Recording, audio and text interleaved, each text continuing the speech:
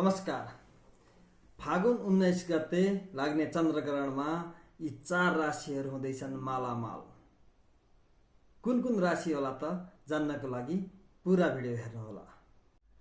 फागुन 19 2082 को चन्द्रग्रहण यो ग्रस्तोदित खण्डग्रास चन्द्रग्रहण साँझको 6:03 मा सुरु भई 7:02 सकिनेछ भने सुतक काल बिहानको 9:03 सुरु हुनेछ।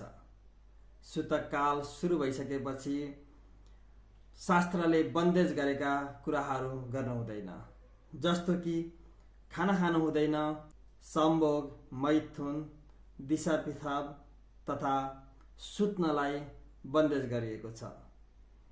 बिरामी, अशक्त र वृद्धहरू बाहेक सबैले यी नियमहरू पालना गर्नुपर्छ।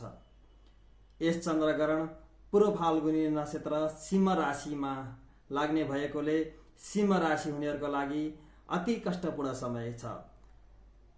शुभ फल प्राप्त हुने राशि बाहेक अरूले चन्द्रग्रहण हेर्नु हुँदैन।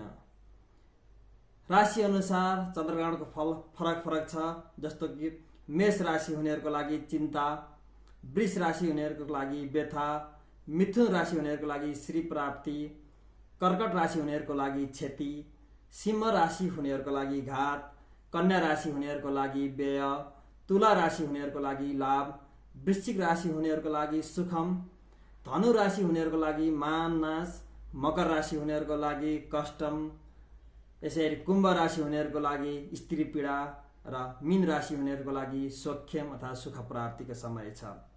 यस आधारमा मिथुन, तुला, वृश्चिक र मीन राशि हुनेहरूको लागि यो चन्द्रग्रहण लाभदायक छ भने बाँकी राशिहरूको लागि अलिकति कष्टपूर्ण छ। चन्द्रग्रहणमा कष्टपूर्ण छ भनेर यसलाई धेरै पीर गर्ने भन्दा पनि यसलाई अवसरको रूपमा लिएर यसलाई सदुपयोग गर्न सक्नुहुनेछ। सबैले अथवा चन्द्रग्रहणमा जसलाई अशुभ फल प्राप्त हुनेवाला छ उहाँहरूले चन्द्रग्रहण नहेर्नुहोला र सो समयमा ओम नमः शिवाय अथवा ओम सोम सोमाय नमः मन्त्र जाप गरेर बस्नुहोला र चन्द्रग्रहणले तपाईहरूलाई जति कष्ट पुर्याउने देखिएको छ त्यो कष्ट हुने छैन, यो लाभदायक हुनेछ।